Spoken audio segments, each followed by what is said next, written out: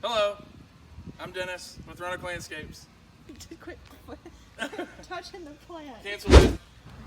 Hi, I'm Dennis Cawley, Operations Manager here at Roanoke Landscapes, and today we're going to talk about plant selections for your landscape or whatever needs you have for landscaping around your house or your business. So here we got the Skip Laurel. We like to use this for like a privacy hedge or something that's going to grow fast.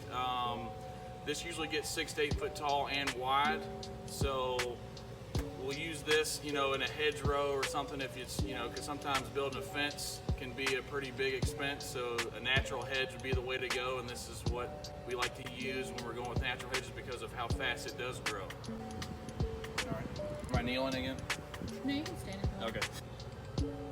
Okay, so with the Skip Laurel, when planting this, honestly, you really just need to dig a hole that's about as double the size of what you got right here. So with this plant, it's not going to take, if you're going to create a bed, there might be more time involved in that, but if you're just planting it in a natural area to let it grow up and cover some area, really it's not going to take long for us to put it in the ground.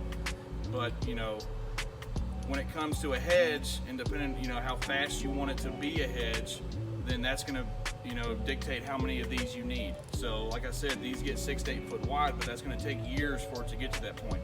So if you want it to be a hedge really fast, you might want to separate these 4 foot spacings. So that'll dictate the space you have. That'll tell us how many number of skip laurels that we need.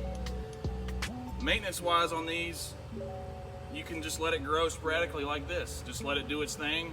You really don't need to do anything to it unless you have dead in it or anything that's browned out or something over time from being shocked or coming from the nursery to your landscape.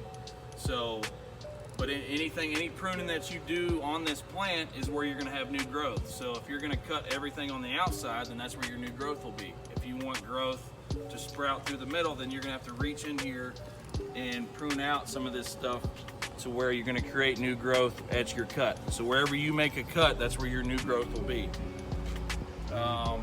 The Skip Laurel is great when it comes to water because it really doesn't like wet feet. So once this gets established, you don't really need to water it excessively because if it's sitting in water all the time, you'll get root rot, and this thing won't like that. So, but this is in the evergreen family.